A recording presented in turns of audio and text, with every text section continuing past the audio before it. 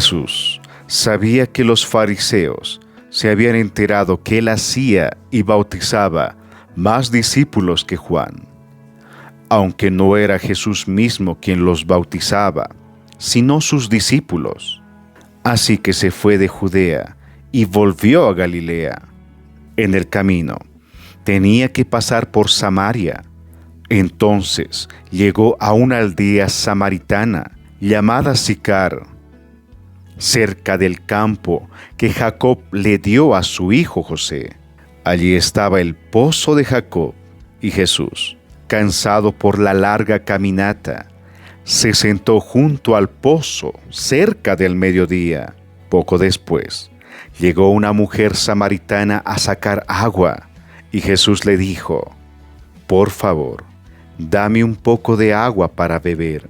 Él estaba solo en ese momento, porque sus discípulos habían ido a la aldea a comprar algo para comer. La mujer se sorprendió, ya que los judíos rechazan todo trato con los samaritanos. Entonces le dijo a Jesús: «Usted es judío, y yo soy una mujer samaritana. ¿Por qué me pide agua para beber?». Jesús contestó: «Si tan solo supieras el regalo que Dios tiene para ti y con quién estás hablando, tú me pedirías a mí, y yo te daría agua viva. Pero Señor, usted no tiene ni una soga ni un balde», le dijo ella, «y este pozo es muy profundo.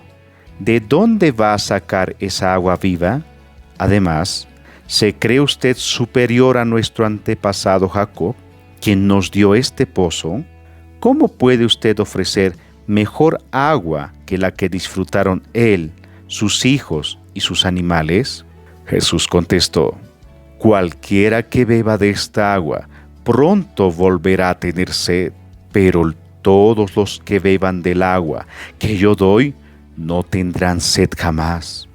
Esa agua se convierte en un manantial que brota con frescura dentro de ellos y les da vida eterna». «Por favor, Señor», le dijo la mujer, «deme de esa agua, así nunca más volveré a tener sed y no tendré que venir aquí a sacar agua». Jesús le dijo: «Ve y trae a tu esposo». «No tengo esposo», respondió la mujer.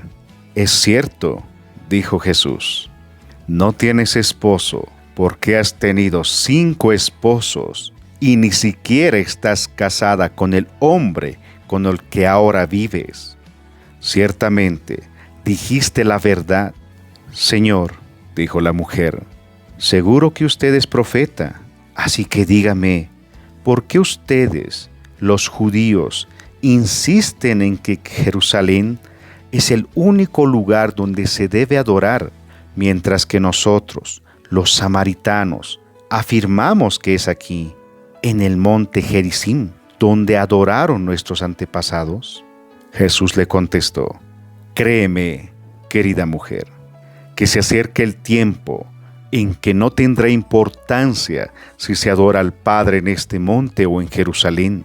Ustedes, los samaritanos, saben muy poco acerca de aquel a quien adoran, mientras que nosotros, los judíos, conocemos bien a quien adoramos, porque la salvación viene por medio de los judíos. Pero se acerca el tiempo, de hecho, ya ha llegado, cuando los verdaderos adoradores adorarán al Padre en espíritu y en verdad. El Padre busca personas que lo adoren de esa manera, pues Dios es espíritu. Por eso todos los que le adoran deben hacerlo en espíritu y en verdad». La mujer le dijo: «Sé que el Mesías está por venir, al que llaman Cristo. Cuando Él venga, nos explicará todas las cosas». Entonces Jesús le dijo: «Yo soy el Mesías». Evangelio de Juan, capítulo 4, versículos 1 al 26. Los discípulos de Jesús estaban bautizando, así como lo hacía Juan, un bautismo de arrepentimiento bajo la supervisión del Maestro. Y los fariseos veían que acudían muchas más personas que cuando Juan lo hacía. Al ver eso, Jesús, guiado por el Espíritu Santo, se dirige de Judea a Galilea. En este viaje que se realizaba, el camino más corto sugería pasar por el pueblo de Samaria. Y judío que realizaba este viaje prefería caminar más días con tal de evitar pasar el pueblo samaritano. Caminando y pasando por Samaria, Jesucristo muestra su humanidad en ese viaje, ya que siente la necesidad de beber agua física para saciar la sed y detenerse a descansar ante el agotamiento de la larga caminata. Pero incluso eso estaba bajo la guía del Espíritu Santo, ya que en ese lugar de descanso era un lugar de bastante historia bíblica, el pozo de Jacob. En ese lugar iba a darse un encuentro que se detalla en las Escrituras. Jesús iba a tener una charla con una mujer, una que pertenecía a Samaria. Hay que ver el contraste de esta situación. La mujer iba a mediodía por agua, cuando el sol está en lo más alto y el calor en su punto máximo. Ella iba a esa hora justamente para no tener que encontrarse con otras personas. Sabía que a esa hora el pozo era vacío y es de sorpresa ver a alguien en el pozo a mediodía. Esa sorpresa crecería cuando Jesús, en su condición de judío, le habla a la mujer, pidiéndole agua para poder beber y saciar su sed.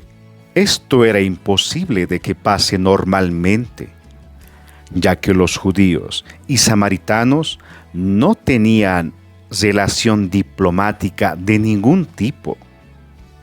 Incluso Jesús, siendo el rabí, no debería ni hablar con una mujer, ya que los rabinos de la época no hablaban con las mujeres, mucho menos aún con una de Samaria.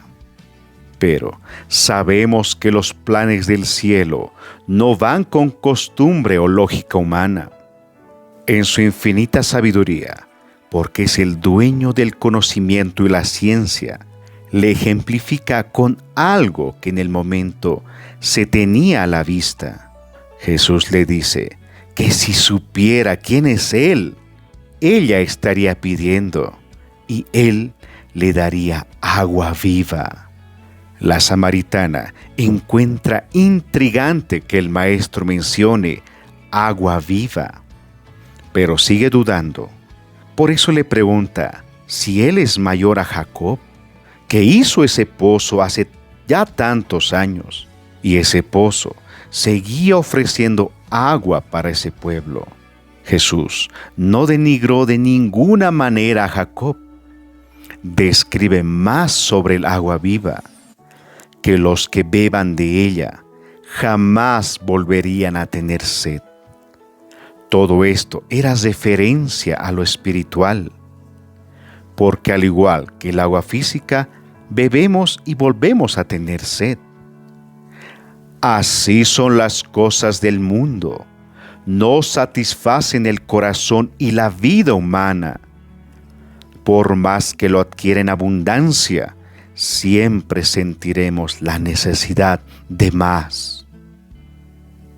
Por eso es tan diferente el agua viva del que habla Jesús, que una vez que lo bebamos, nunca más tendremos sed, haciendo referencia a esa sed espiritual que todos tenemos. No hay ser vivo que no tenga necesidad de esa agua viva, porque todo lo que da y ofrece el mundo es externo. En cambio, lo que da el Salvador es eterno, porque son de fuentes eternas. Entonces ella le pide que le dé de beber, porque entiende que no es algo común lo que le ofrece, sino algo diferente, y que esa agua viva no será sacada del pozo de Jacob, siendo totalmente espiritual lo que ofrece Jesús. Primero debe ver en qué condiciones está el espíritu de la mujer. Por ello le dice que vaya por su marido, para que ella confiese su pecado delante del Señor. La mujer samaritana presenta su verdad, y Jesús llega al centro del problema al decirle todo lo que acontece en su vida.